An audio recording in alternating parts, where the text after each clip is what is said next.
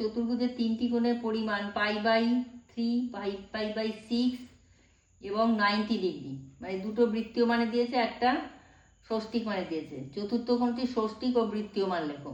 তাহলে যেহেতু দুটো ইয়েতে দিয়েছে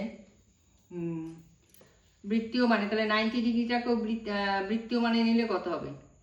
π/2, তাহলে π/3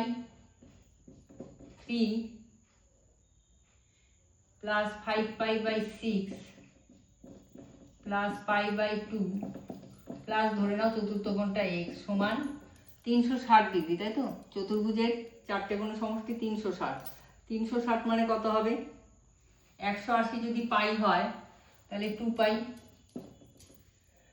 তাহলে x ডিগ্রি সমান 2π মাইনাস, এটা হচ্ছে 6 লসাগু হলো 3 দুগুণ 6, 2 2π প্লাস 5π প্লাস 3 দুগুণ 4 3π,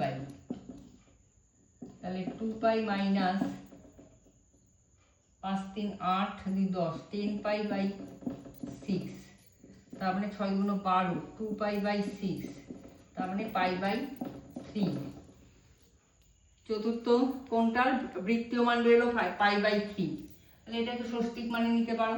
তাহলে π সমান 180 ডিগ্রি, তাহলে 1 সমান 1 রেডিয়ান সমান 180/π, তার মানে π/3 মানে হচ্ছে π/3 রেডিয়ান সমান হচ্ছে 180/π ইন্টু π/3, তার মানে 60 ডিগ্রি। তাহলে চতুর্থ কোণটা বৃত্তীয় মান হচ্ছে π/3 আর ষষ্ঠিক মান হচ্ছে 60 ডিগ্রি। এই অঙ্ক আছে আরো দু একটা, যদি না পারো বলবে, আমি করে দেবো।